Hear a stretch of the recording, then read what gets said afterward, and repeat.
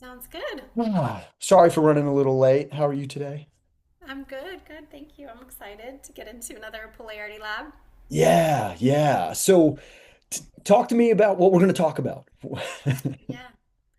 So I think emotional maturity, as we talk about polarity, I think we go into it naive. Mhm. And I think when we come out on the other side, there's a level of maturity that we gain. Yeah, Yeah. right. And it's through that understanding, right, of like self and another person, because we're able to really observe, tendencies, patterns of behavior, past, repetitions of behaviors, and then kind of have like a new filter to see those with. Yeah, I think that's what it does is it gives you like a new vantage point, Yeah. um, like a upgrade to think outside of just yourself and your own story and your own patterns and to have an awareness. Yeah.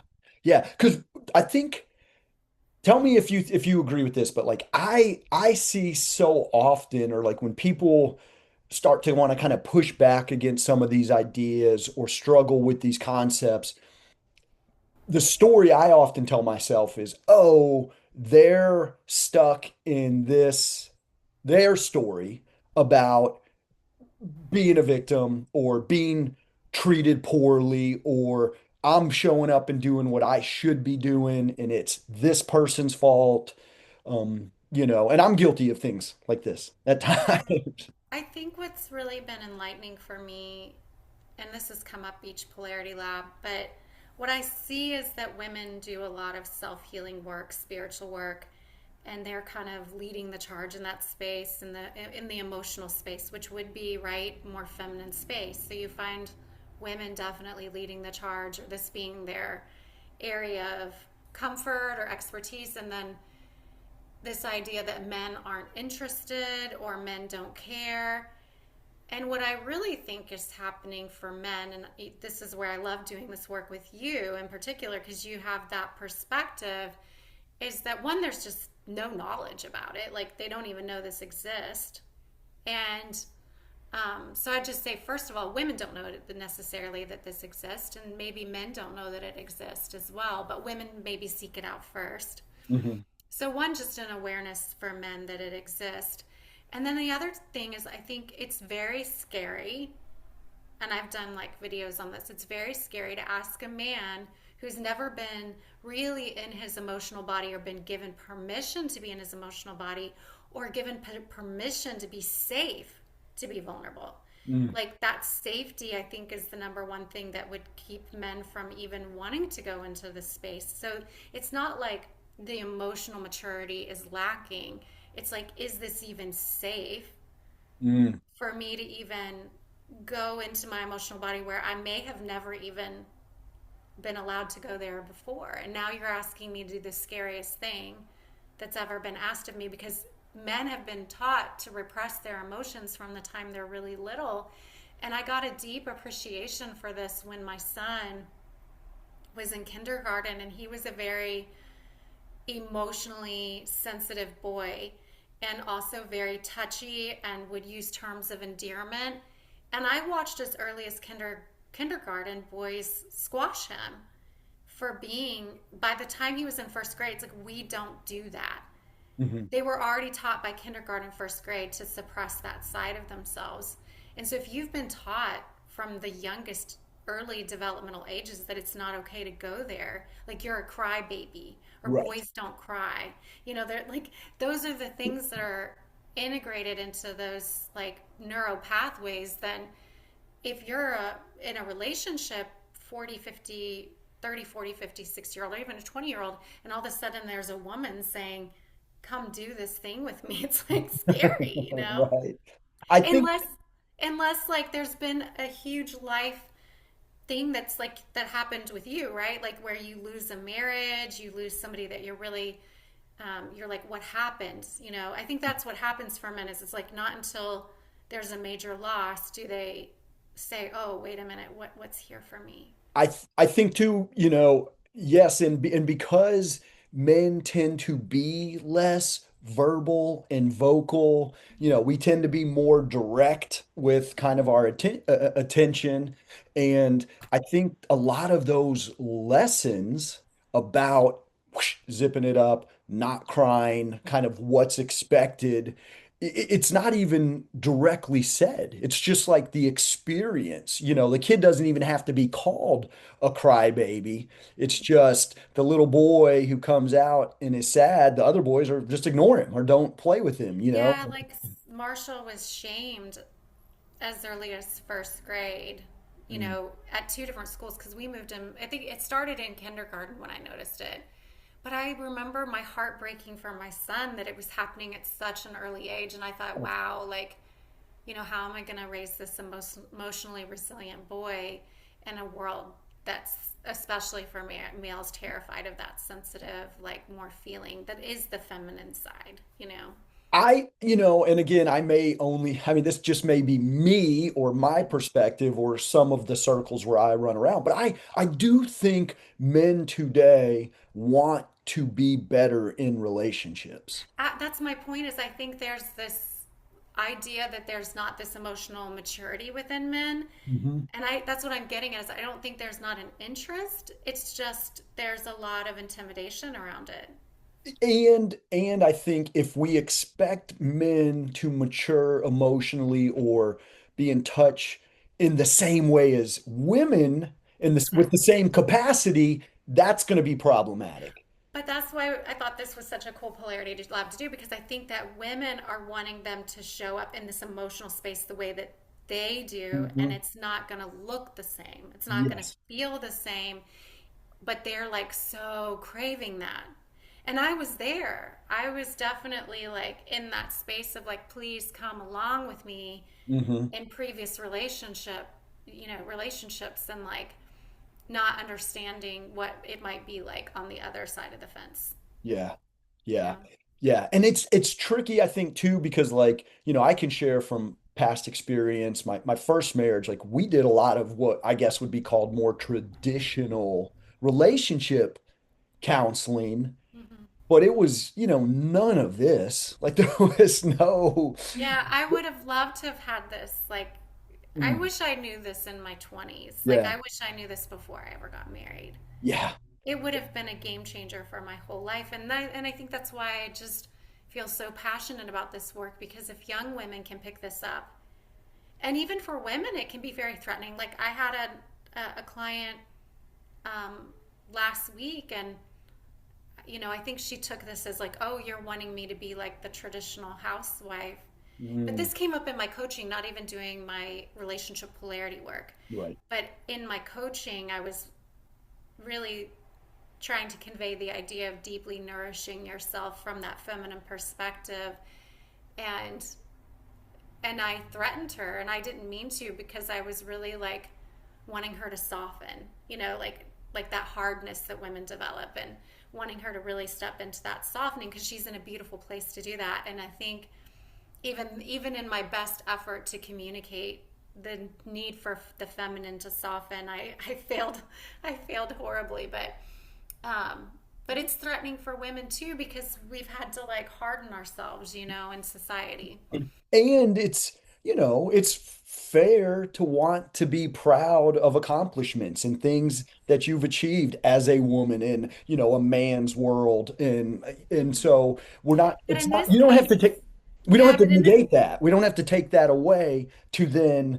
experience this in relationship stuff. Yeah, but in this case, she was actually a stay-at-home mom, and she was like downing herself for it in those Mm. formative years when her kids were like, 2 and 4. And I was like, no, this is such a beautiful time to really step into like the privilege Right. of being, because I think women have been taught that we need to go out and create a career for ourselves immediately. And had I have known it going back to when my kids were little, I would have stepped fully into that maternal role, knowing what I know now, so that I could have really softened in a time when it was like I was exhausted. Like most Mm. young moms are exhausted from like going through postpartum.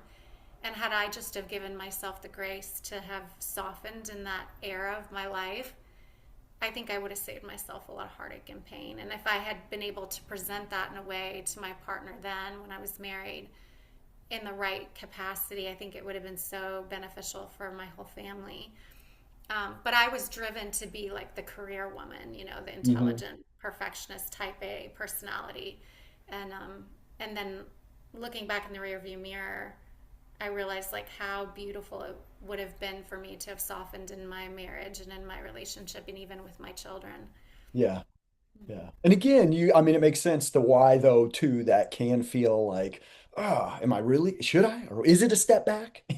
And Yeah, because we think historically like we're losing our rights that we yeah, gained as women to be in the workforce or to vote or to make the capacity to make money.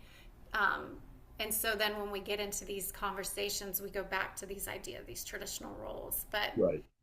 But again, I think the maturity, the like what we're explaining for the emotional maturity aspect is coming to the table, not criticizing, not judging, and being open to the other's perspective and the other person's experience Right. with a level of like what was a game changer for me is to be with a partner and come to the table without ever bringing like if I had a hurt or pain or a like what I would formally call a criticism or judgment, but then to come to the table purely from the standpoint of what is it like to be them Hmm. and to literally put my complaint on the side to be super curious about what it's like to be on the other side. And that was like a game changer for me. To me, curiosity is like at the heart of this work and really should be at the heart of a healthy, functioning relationship. Right? Like, That's that emotional maturity. It's like, can you put your ego down long enough to be curious hmm. and without like going quickly to like not listening, but like to already like be getting a counter argument or whatever in your head.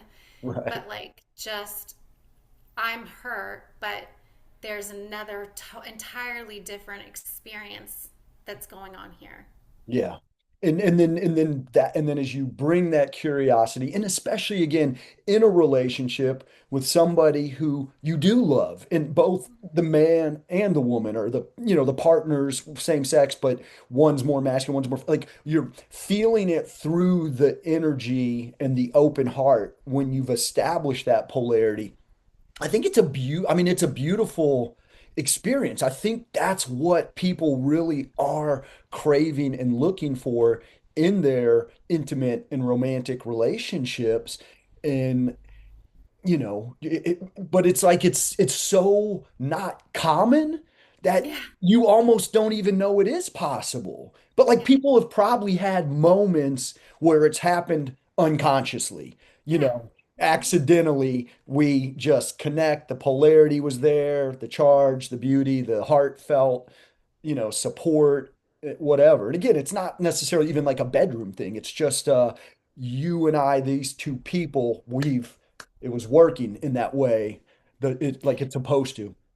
But I think we probably both agree, having been in the space, that we literally draw in the partners that are going to be our biggest teachers. Like Yeah. we call in, like I think you and I, like maybe other people don't think that way, but I think you and I believe that way that the people that we call in are our biggest teachers. Yeah. Um, because yeah, the polarity's there for a reason because you that level of traction is where you are, right? Um, Like I think, but because both of us are in this sort of like relationship realm, but then also in this like health yeah, realm, right? And so for me, it's so easy to see, like when I talk to people about getting healthy, there's no pharmaceutical drugs or shots that make people healthy. There's mm-hmm. nothing you can do externally. It all has to come from within. So like it's easy for me to be able to talk about that and conceptualize it and translate it into the relationship thing. Like, oh, if I want my relationship to be better, I'm responsible for Yes. everything that I'm bringing. It can't be demanding my partner does something different. But I think that's a hard shift for most people to make because people do feel responsible in the ways that they're paying the bills and showing up for work and, whatever, my political affiliation. I mean, like people get attached to all these things externally and like they define themselves there and aren't even doing any of the inner work, the self-responsibility stuff. Right. And I think that's the hardest switch to make. And I will again speak to women because I work with women and I have women friends and I think that a lot of times we're like pointing our fingers at men Mhm. that they need to do this thing. And it's a game changer when you can say, okay, I'm not going to ask them to change anything. Mm. I'm just going to change my approach. And because it's so easy, right, to be in that victim consciousness that they need to do something because you've done so much. I think women are like, well, I've been to therapy and I go work out and I get body work and I do all these things, but they're not doing any of this. And so it's like, well, why aren't they going to the gym or why aren't they changing? I mean, let's go to the whole holistic picture. Why aren't they working out? Why aren't they changing their diet? Like all these things that they're not doing and then they become the focus of what needs to happen. Mhm. Um, but if you shift your own self, then your approach is going to be vastly different than when you're expecting a change from your partner. And that can lead to a really positive change within the relationship because when you change, that person changes just because of the polarity nature, right? Like the nature of polarity is when you shift your energy, that person's energy is going to shift. Yeah. It's just the way the polarity works. It's the way it plays out in partnership. It's not a me against you. It's a hey, I'm with you. I want to be in a relationship with you. I want to do everything I possibly can for myself to grow, to be aware, to be curious of you, so that when we have interactions, even if we're fighting and disagreeing, that you feel loved by me Mm-hmm. and it feels like we're trying to find a solution together. We're on the same team. We're not Right. in court arguing who's right But I and who's think wrong. that's the beauty of the polarity is that even if you're expecting that from the other person, if you come to it like you just said, as a team builder, as a curious person, as like I'm here to solve a problem with you, which the masculine loves, Yeah, then like you're no longer making it about them, but like who's not going to get on board with that? right, right. And Like it'd be but really difficult because okay, like take this out of relationships. I have two teenagers, and all day yesterday was a trying to my own knowledge of how I implement this, but they love to point out what's wrong with me because that's what teenagers do. It's like, the microscopes on how imperfect my mother is. Like, and, and so like they'll like gripe at me and say things, and like my gut reaction usually would be to defend myself. of course. But then when I started doing this polarity work, I got really curious about what they're trying to tell me. Even if I don't believe it, even if I don't think it to be true, it's just like a relationship with a partner. I Hmm. mean, somebody's coming to you and then they're telling you what's wrong with you, and Yeah, your first reaction is to be defensive. right. But I'm like, I always ask myself now, what if it is true? Mm. What if what they're telling me is true and I don't want to see it, but I'm not in their shoes? But what if I just gave them 100% benefit of the doubt and what they're saying is true? Yeah, Then my approach is immediately going to change totally. because then I'm going to come from a place of curiosity versus defense. Yeah. Yeah. And again, if guys, the masculine is drawn towards problem solving, towards fixing things, one thing at a time, let's get it straight. Mhm. It's so counterproductive to be in a relationship and make them be the problem or Right, either person the problem. right. Like it's just, and again, I mean, if you're in a relationship where you're truly experiencing that, then Mhm. it's not a healthy relationship to be in. right? Right, but Well, I think as your polarity expands, then your maturity expands 100, because you yes. have tools, and then you have enough awareness to know whether that is possible or not. Because just going back to that yesterday, there were times where yesterday I was like, that's not true in my head, but I was like, I'll be curious, you Right, know?